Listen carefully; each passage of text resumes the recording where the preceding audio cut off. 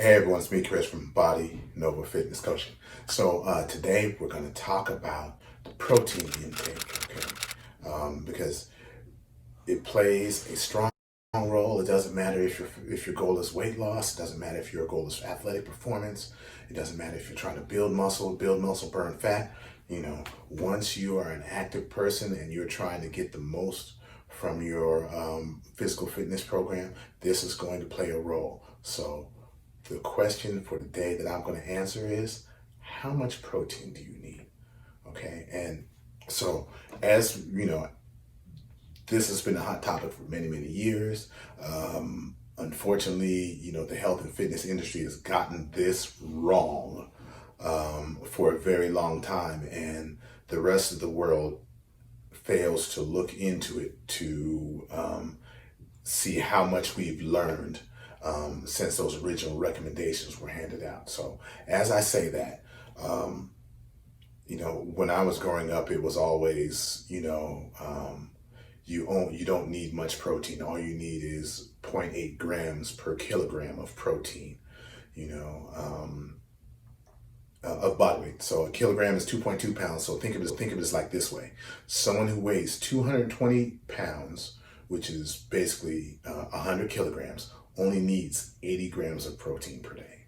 Okay, no matter what, that's what it is. Okay, so one of the duties of science is to answer questions, or just question anything, so on this topic, because there was always the bodybuilders and the strength athletes that used much more than this, and they did fine,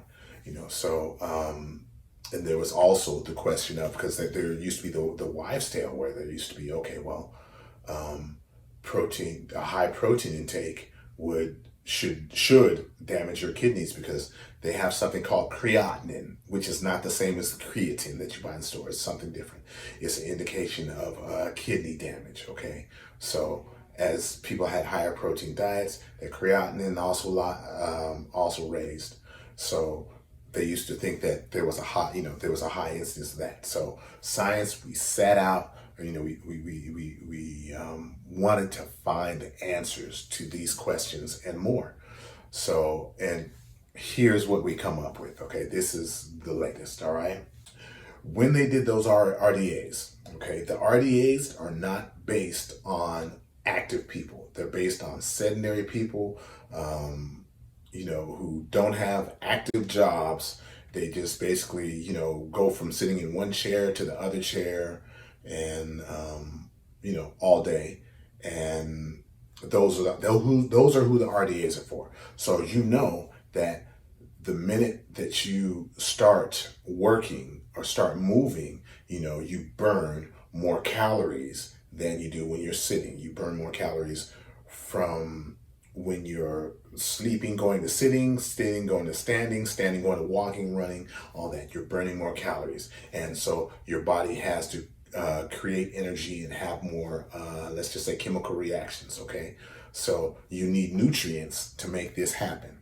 So as soon as you go from from sedentary to active, your needs go up, your needs increase. So that being said, there's a study out there, and I like to quote this study a lot, because they actually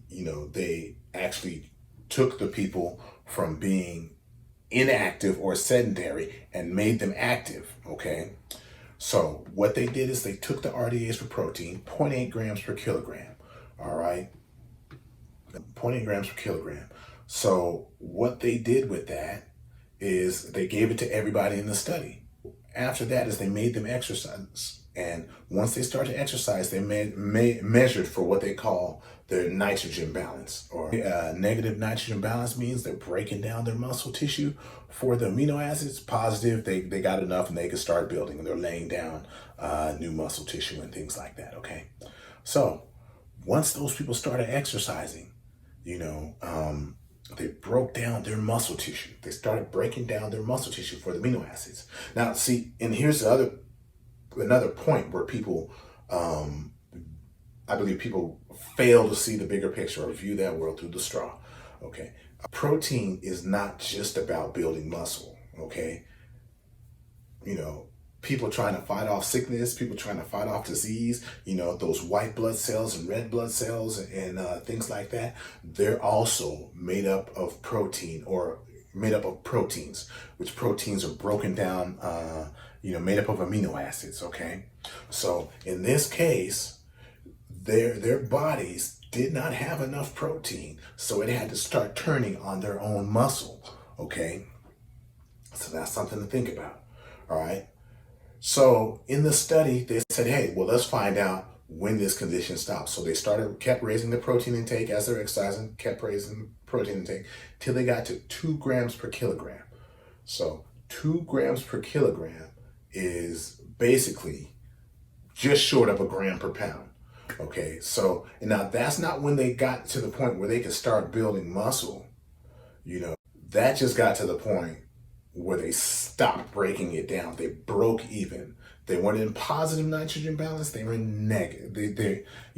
But they weren't in negative. They left the negative. Okay, so that was right at about a gram per pound. Okay, so they repeated this study. They repeated, because there's a lot of people that think, oh, I don't lift weights. I don't no, it's all exercise. They repeat the study and not this study, but they checked runners for protein intake. Guess what comes right about in there? Gram per pound. Different athletes, people trying to lose, people trying to gain muscle. It's all, lose weight, gain muscle, doesn't matter. Gram per pound seems to be that gold standard, okay? But here's the kicker. Sometimes calories is a function of calories. So I would have people where they would have, it would be 1,200 calories a day, but because someone didn't really know how to calculate their macros properly, they would be eating 180 grams of protein, be 130, 135, 140 pounds, eating 180 plus grams of protein per day, but it would be on 1,000 calorie a day diet, and it would be, anyway, they would have the high body fat and they'd be trying to lose, and it's just all kinds of buffoonery and things like that. So remember, the calories still play a role. Calories still run shit. Okay, so you have to think of that. But with that being said, think of all this in respect to calories, because some people, they'll say, okay, I want to gain muscle, and screw the protein intake. I'm just going to eat 3,000 calories, and I don't know, that diet's going to be really, really high carb and really, really high fat, but they fail to at least get their bare minimum for muscle, to build muscle. Okay.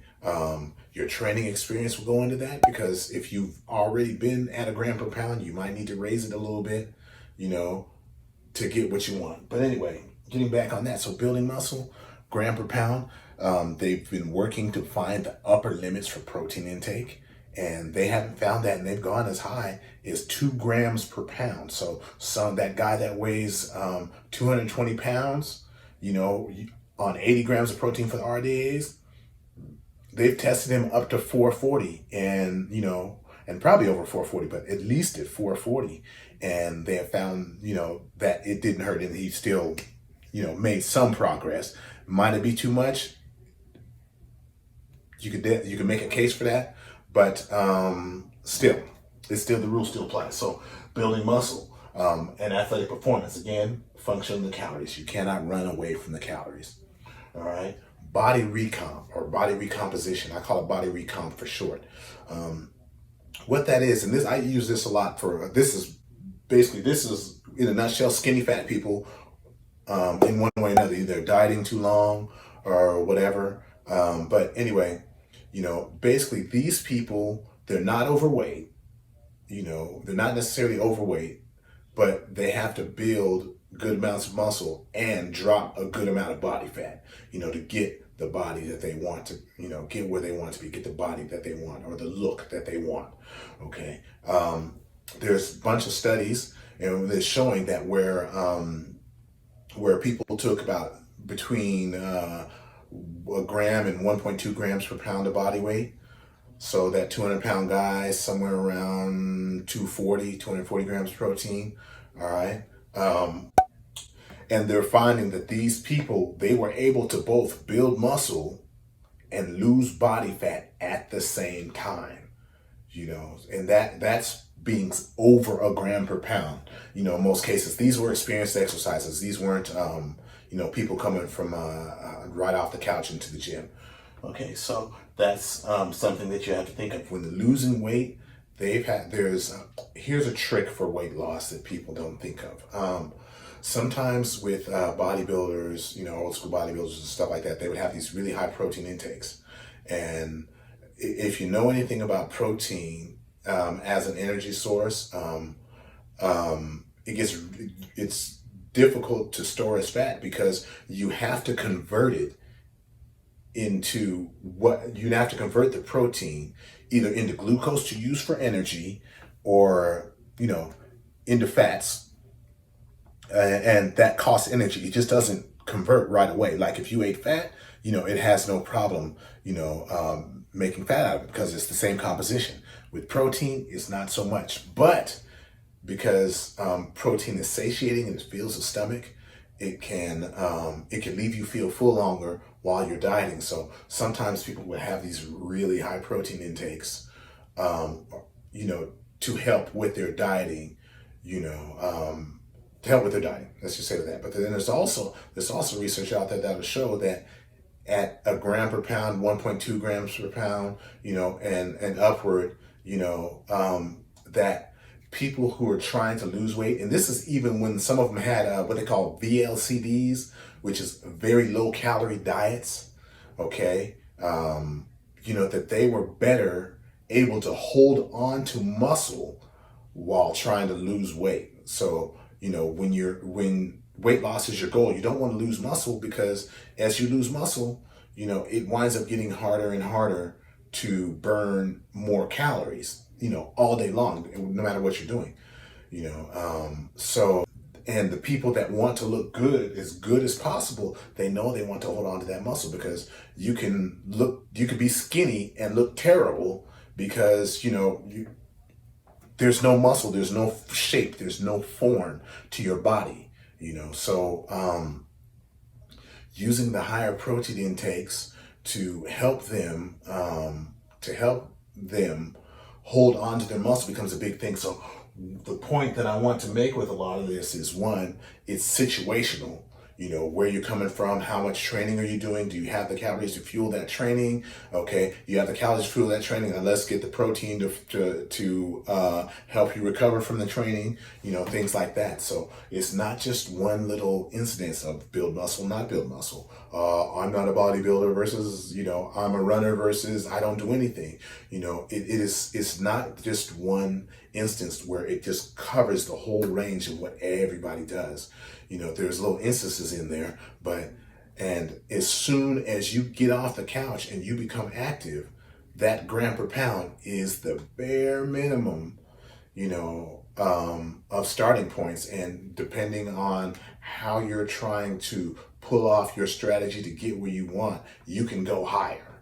Okay, so I want you to think about that. And if you guys have any questions, or any specific examples, please feel free to message me, and and I'll point you in the right direction. But until then,